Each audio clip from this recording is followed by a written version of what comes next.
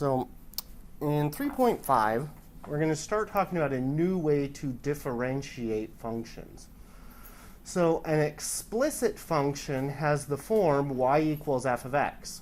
So what that means symbolically, and we've used this notation for a long time that y equals f of x, but we haven't really ever thought about, well, what does that mean? So in mathematics, when we write y equals f of x, that means y can be isolated. So you can get y on one side of the equation and all of your x's on the other. When we have y isolated like that, we call the right-hand side some function of x. And for most of our mathematical careers, most of the functions that we have dealt with have had that form, like y equals e to the x times sine x, or y equals the square root of x squared plus 1 over the natural log of x plus 3, or a whole bunch of other functions that you can think of. All of our rational functions, polynomials, all of those fit that form.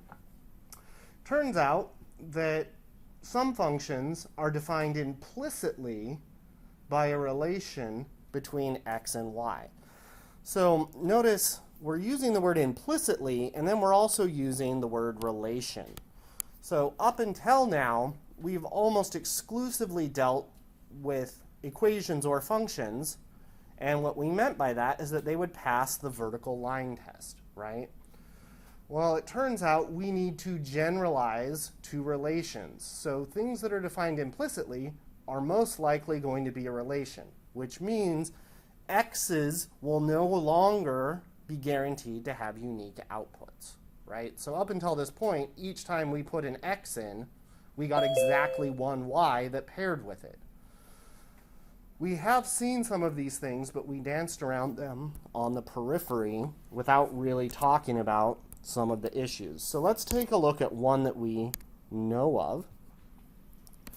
So if we were to look at example 2, we have our good old-fashioned equation of a circle, x squared plus y squared equals r squared.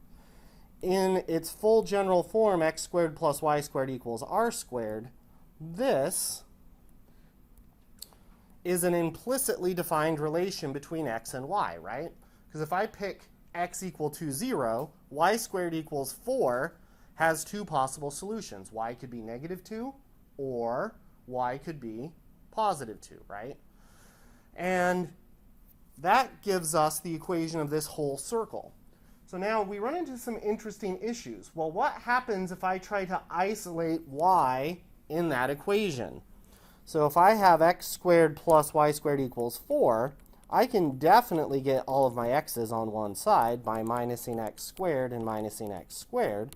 And that gives me the relation y squared is equal to 4 minus x squared. But then to undo a square, I have to use the square root. And normally we would say we get something that looks like this. But we have to remember when we take the square root, since it's not a one-to-one function, we get both a positive and a negative square root, right? When we do so, the positive version in the plus or minus gives us the top half of the circle. The negative in the square root gives us the bottom half of the circle. If we write y equals plus or minus the square root of 4 minus x squared, this is no longer a function, right? Because it would fail the vertical line test. Its graph would look like this. So each branch by itself, the positive and the negative, give us something that is a function, but it is not equivalent to the original equation that we started with, which was x squared plus y squared equals 4, right? So the first thing we note then is some things that can be expressed as a relation can be solved for y, kind of. But we have to be aware of the limitations. When we do something like that, we are solving, but we are not getting the whole answer, right? So we have to be careful when we isolate variables in something that's defined implicitly.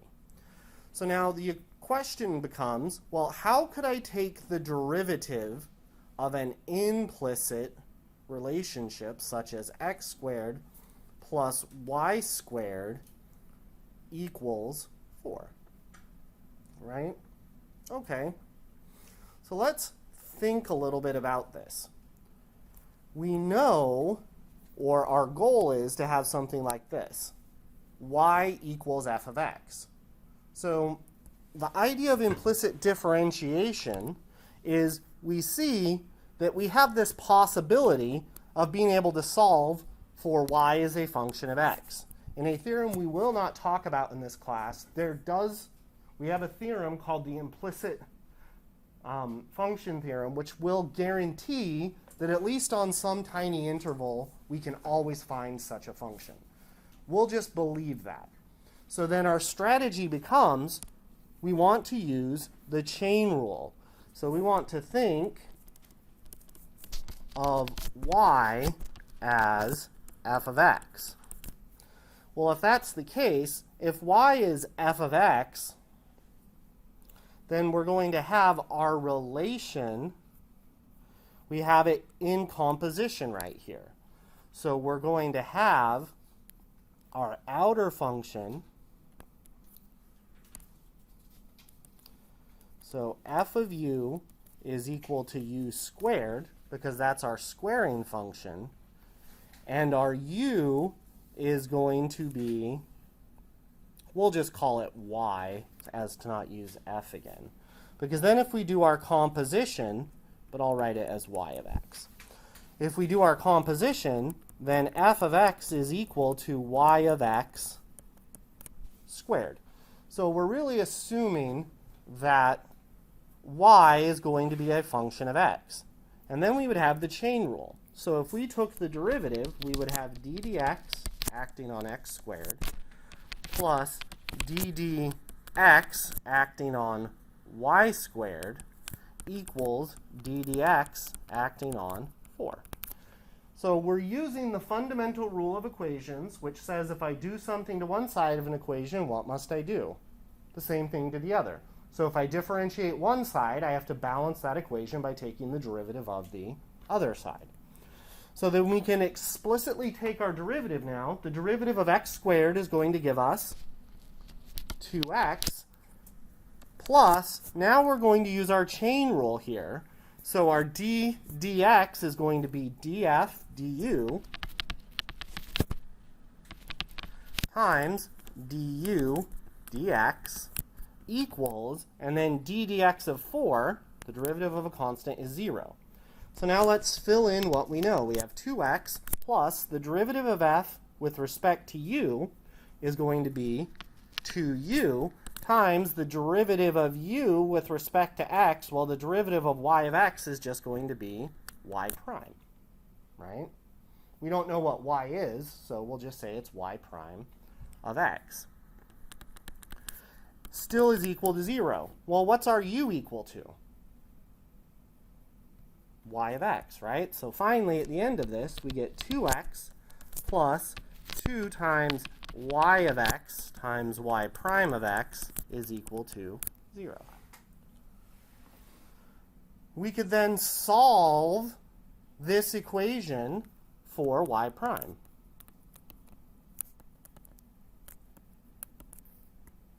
So we minus 2x, and we minus 2x, and we get 2 y of x, y prime of x equals negative 2x. And then we divide by 2 times y of x, and divide by 2 times y of x to get y prime all by itself. So y prime of x is equal to, our 2's reduce out, negative x over y of x.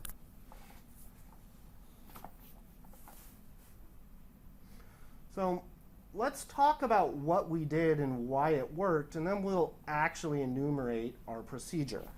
There was also, I introduced some extra notation that we're really not going to need. So we wanted to think of y as a function of x. So to remind us that y was a function of x, I did y of x, right? But did I really need to do that as long as I remember? Not really, because all it did was make me write y of x a bunch of times, right? We could just write the y all by itself. So it is convention to suppress the y of x notation. If you like to write it, it's not wrong. But when you look at the problems in the book or in any other section when I write them, we will suppress the of x notation. We will just assume that y is a function of x when doing implicit differentiation. So the key thing that happened was on this line, we used the chain rule. Because we had y inside of some other function. So we did df, du, du, dx. So in other words, what really happened here? We were taking d dx of y prime, or d dx of y squared, and what did we get? Well, df du was 2u. Well, that's just the derivative 2y times y prime. So the net effect of what happened when we differentiate y as a function of x, we take the derivative of y just using our regular derivative rules. So what was the derivative of y squared? 2y. But then by the chain rule, we always have to multiply by the derivative of the inside. Well, in this case, we don't know what the inside is, so we just write it as y prime. So this is a consequence of the chain rule, but the net effect at the end is, when taking the derivative of y with respect to x, differentiate y just as normal, and then multiply by y prime. That's the net effect. The reason is the chain rule and what we saw here. But at the end of the day, for right now, what we want is just the end result. And it gives us something that looks like this. So now, it's a little bit interesting. So if we write y prime is equal to negative x over y, and we come back to our picture, so we have x squared plus y squared is equal to 4. Well, what if I pick x equals the square root of 2? Then what would my corresponding y value be? Well, if I plug in the square root of 2, I would get 2 plus y squared equals 4. So I minus my 2 over y squared equals 2. So y equals plus or minus the square root of 2. So I'm going to get square root of 2, square root of 2. And then down here, well, if I can draw a straight line, I would get the square root of 2 and the negative square root of 2, right? If I used my eyeball metric and I had to guess the slope of the tangent line at each of these points, just using my eyeball, what does that slope look like? I would guess about 1. Let's check. If we come down here and we check y prime, and we're going to evaluate it at our ordered pair, square root of 2, square root of 2, that's going to give us the square root of 2 divided by the square root of 2, which gives us the slope of negative 1. And if we do y prime at the square root of 2, negative square root of 2, we're going to get negative square root of 2 over the negative square root of 2, which is equal to 1. Oh. So at this point, our graph is increasing. It appears to have positive slope. And here at this point, our graph is decreasing, and it appears to have negative slope. That corresponds to what we would find if we found the derivative of this here and the derivative of this. So let's double check our work. So what about y equals the positive square root of 4 minus x squared? Well, we would realize this as y equals the square root of u, and what does u equal? 4 minus x squared.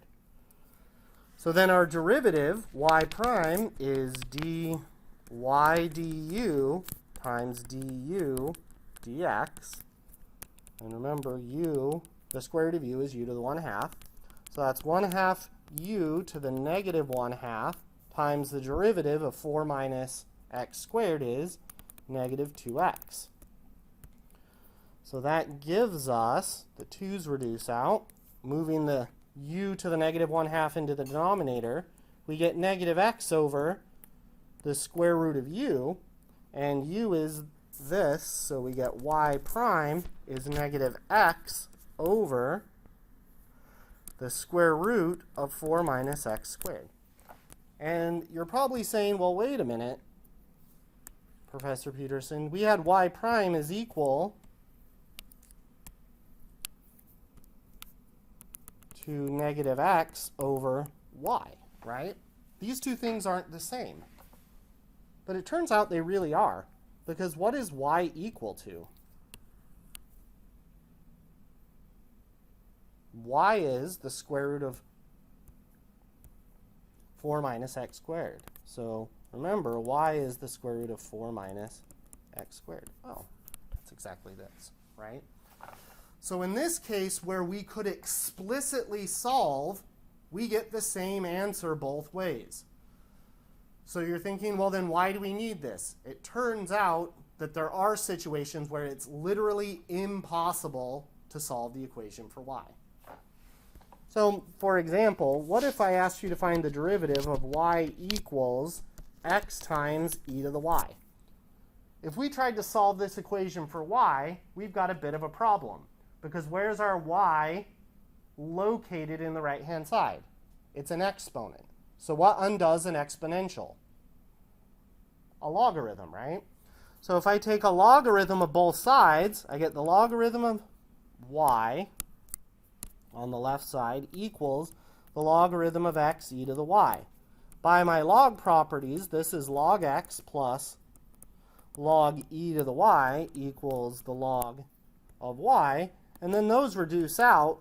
But now in my new equation, I have the same problem. Because now I've got this y out of the exponential, but where's my other y trapped now?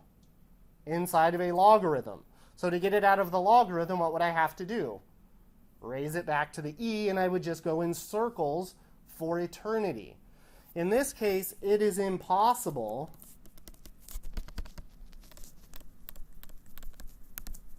to solve for y as a function of x. So if we were asked to take the derivative, we would have no choice but to use implicit differentiation. So in the previous example, it was optional so that I could show you that it really does work the same both ways and you get the same answer. But the reason we need the tool is there exists functions like this one where it is indeed impossible to isolate y no matter how much we try. All right.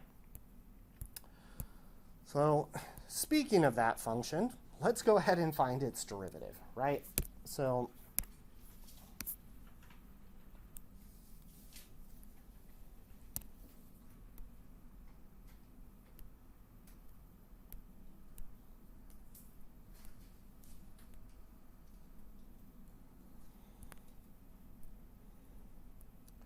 find the derivative y of y equals x e to the y.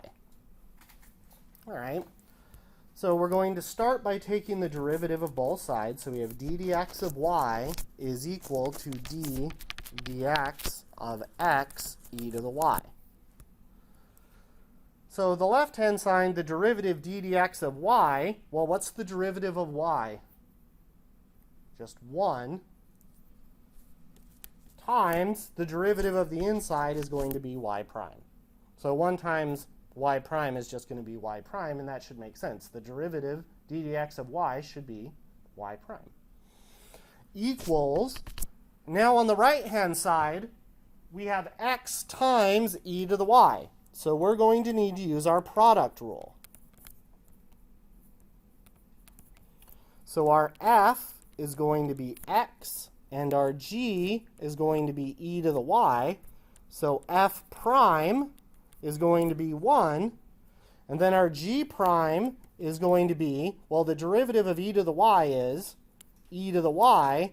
But then by our chain rule and implicit differentiation, we have to multiply by y prime.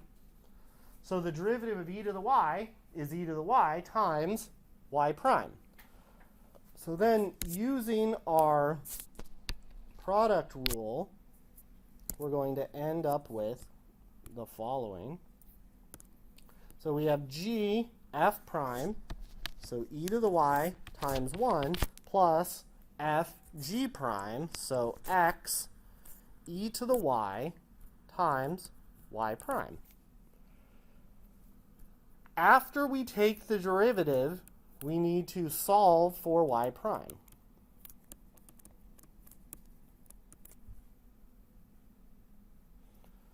So we have y primes on both sides of the equation. So I'm going to minus x e to the y, y prime, minus x e to the y, y prime from both sides, and that gives me y prime minus x e to the y prime is equal to just e to the y.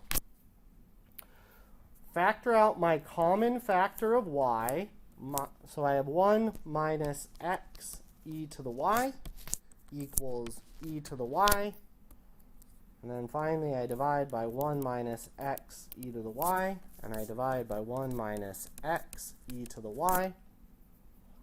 And that gives me my final solution. Y prime is equal to e to the y divided by 1 minus x e raised to the y.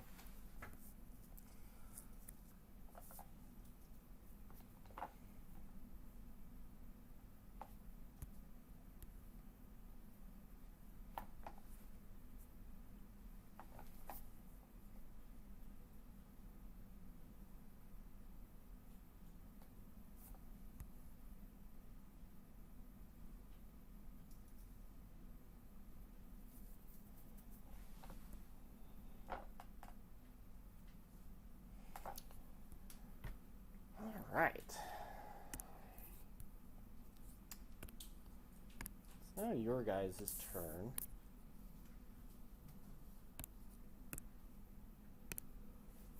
Alright, so let's go ahead and resolve this. So once again, we're going to need our product rule.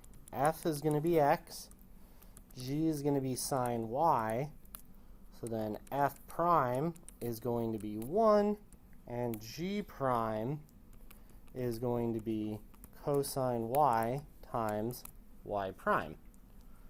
So then our derivative, y prime, is going to be gf prime, so sine y times 1, plus fg prime, so x cosine y times y prime.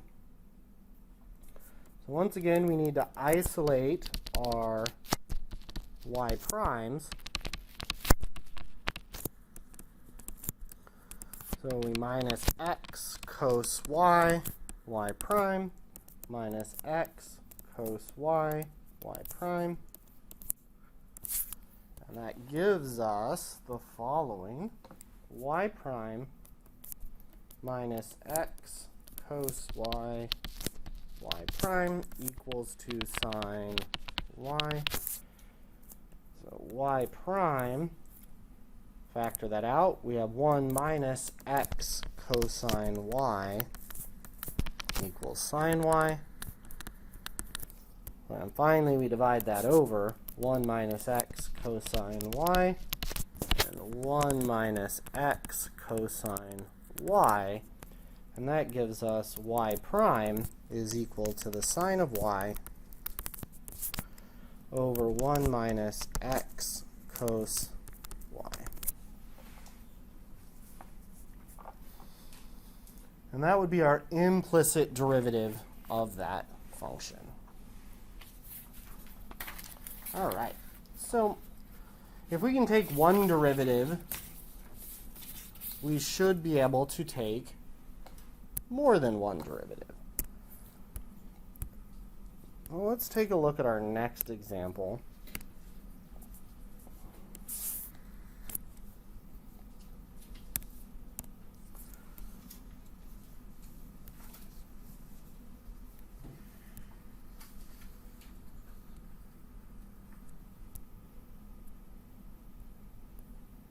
So find y double prime if 6x to the fifth plus 4y to the fifth equals 8. So turns out when we have to take higher derivatives or more than one, most of the time we want to not do the step, or at least this intermediate step, where we're going to solve for y prime. We will do some other things, but we'll discover that sometimes oversimplifying will cause us to have to use more difficult rules in the end, kind of like when we were taking other derivatives. So this is, when I say simplification is relative in calculus, in this case, too much simplifying will make our lives harder in the end. So we don't really want to simplify much until the very, very last step. We'll just leave everything how it is as we go forward. So Let's go ahead and take our derivative. So we have d dx of 6x to the 5th plus d dx for y to the 5th is equal to d dx of 8. So the derivative of 6x to the 5th is going to be 30x to the 4th plus the derivative of 4y to the 5th is going to be 20y to the 4th. But since we're differentiating with respect to x, we have to multiply by y prime. And that is going to equal to 0. So it's worth noting, if we did solve for y prime here, we would have y prime is equal to negative 30x to the 4th over 20y to the 4th. And then we could reduce that down to just 3 over 2 x to the 4th over y to the 4th with a negative sign. If we do this, it's not terrible. We'd have to use the quotient rule. So that's the trade-off. In this case, we would identify f and g and use the quotient rule. In this case, if we leave it this way, we get to use the product rule, which I think is a little bit easier. But ultimately, at the end of the day, you're going to end up with the same answer at the end. So if you really want to do it that way, there's nothing wrong with that. So we take our derivative again. So we have d dx of 30x to the 4th plus d dx of 20 y to the 4th y prime. And the derivative of 0 is going to be 0, but we'll write it out anyway. So for our first part, we get 120x to the 3rd plus, and then for our side work, our f is y to the 4th, and our g is going to be y prime. So we take our derivative, we're going to get f prime is 4y to the 3rd, but we're doing implicit differentiation, so we multiply by y prime. Yes? I just didn't bring it down. Thank you. I'm having a righto. Let's fit it in. But we can just pull the 20 out in front of the constant anyway. So we'll put it there for now. And then our g prime is going to be y double prime. So then we have g f prime. So that's going to give us 4y cubed. And then I have y prime times y prime. So that's going to be y prime squared plus fg prime is going to be y to the 4th times y double prime. And that's going to equal to 0. So now we do need to solve this for y double prime, but there's two things we need to do. So first, we're going to solve for y double prime, and we're going to substitute out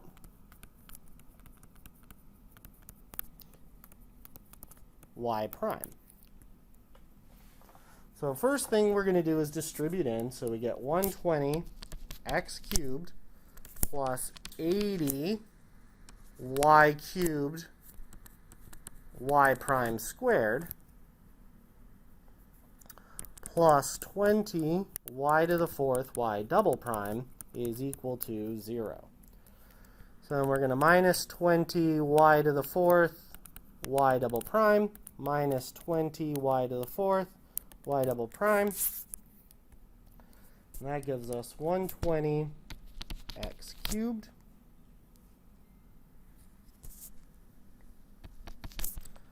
plus 80 y cubed times y prime squared equals negative 20 y to the 4th y double prime.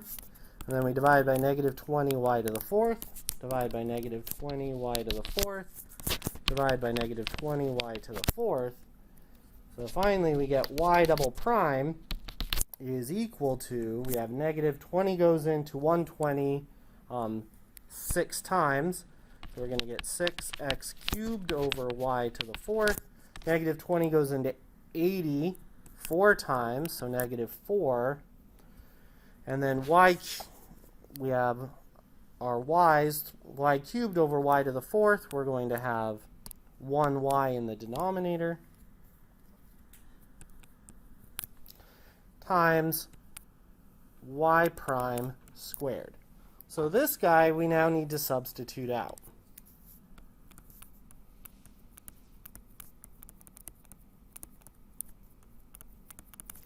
And that takes us back all the way to what we had up here, which is y prime was the same as this. So negative 3 over 2 x to the 4th over y to the 4th. So then we have y double prime is equal to negative 6x cubed over y to the 4th minus 4 over y times our negative 3 over 2 x to the 4th y to the 4th.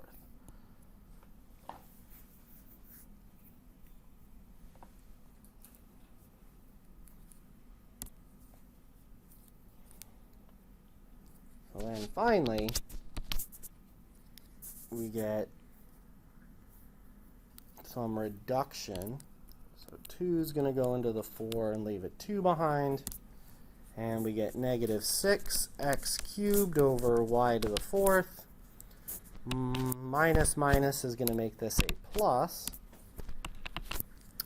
2 times 3 is going to be 6. X to the 4th over y to the 5th. And then if we wanted to, we could get a common denominator by multiplying the top and the bottom by y. And finally, that would give us negative 6x cubed y plus 6x to the 4th all over y to the 5th. And that would be y double prime. So if you would have put this answer right here into WebAssign, it would be happy, right? But that is a more simplified version. But it is important that we substitute out our y primes because we don't actually know the value of y prime. This turns our derivative y double prime into a function of only x and y, which we would know from the original problem. But we wouldn't necessarily know y prime. We could figure it out, but it just adds an extra step. So the convention is that we substitute out any of the lower derivatives so that there's only x's and y's in your final solutions. So no y primes, for instance. All right. So now we want to start with this question. What is the derivative of the inverse tangent of x? So we figured out what the derivative of tangent was a couple of sections ago, right? It turns out that the procedure that we're going to use here generalizes to all inverse functions. If you know the derivative of a function, we can then compute the derivative of its inverse using only the derivative of the original. So the idea, once again, comes with implicit differentiation. So the first thing we're going to do is, since we don't know how to take the derivative of inverse tangent, we will take the tangent to both sides of the equation. So if I do tangent on both sides,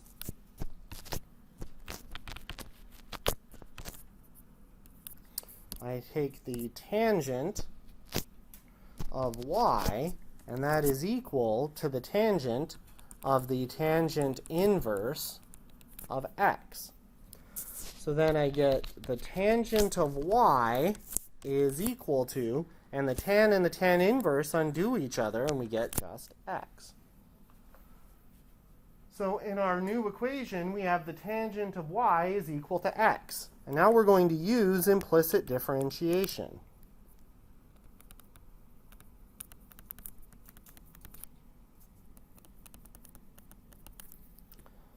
So we're going to take the derivative of both sides. So the derivative d dx of the tangent of y is equal to the derivative d dx of x. So we take the derivative of tangent of y. The derivative of tangent is secant squared y times the derivative of the inside, which is y prime, is equal to the derivative d dx of 1, or a d dx of x, which is 1. And now we can solve this for y prime. So we have secant squared y, and we divide by secant squared y. And we end up with y prime is 1 over secant squared of y. And you're probably thinking, well, we started with a function of x. We should probably finish with a function of x. So with trig functions, we're going to use an identity. So we're going to use the trig identity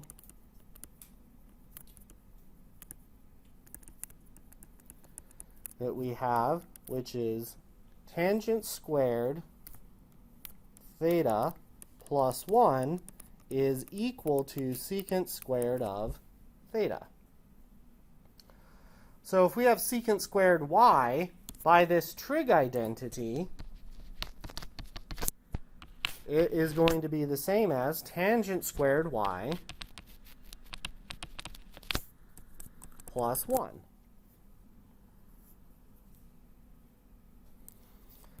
But we know from right here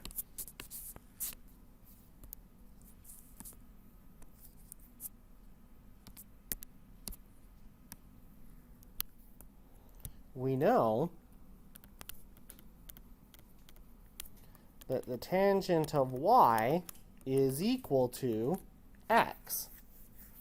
Well, if I have tangent squared y, I can substitute that into this equation.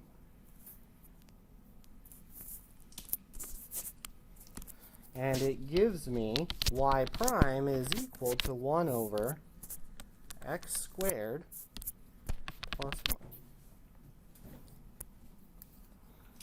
So this gives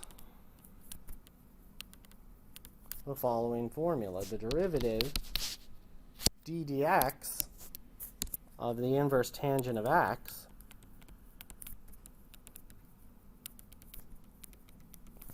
is equal to 1 over x squared plus 1. So it turns out that we can do this with all of our inverse trigonometric functions. We'll have to do something similar where we'll use some trig identity, one of the Pythagorean identities, to rewrite it in terms of the original function. And then when we do so, we can then back substitute it out. So I wanted to show you this for two reasons. One, we need to know how to take these derivatives. And two, this gave us a different method than using first principles to find a derivative. Normally, to find the derivative of something, we always went back to the limit definition. The limit, as h approaches 0, of f of x plus h minus f of x all over h. We do a bunch of algebra and simplify and get our derivative, right? Turns out we can use some of these other theorems to help us get derivatives of new types of functions without having to go back to first principles. If you try to do this by first principles, it is terrible. I'm just going to let you know. I'm not going to say it can't be done, but you really, really, really don't want to do it that way. So implicit differentiation has a lot of interesting applications, and we'll see some of those later on in chapter 4, because it'll give us a way to find indirect relationships between variables, which is something we need all the time in different science classes, because we can't always directly observe things, but if we can observe something else, we can use this idea, if we can find a relationship between the two, to find the rate of change of some unobservable or unmeasurable quantity. All right, so if we go to the top of our next page, we're not going to do all of them, but we're going to add these to our derivatives repertoire. Oh, let's try that again.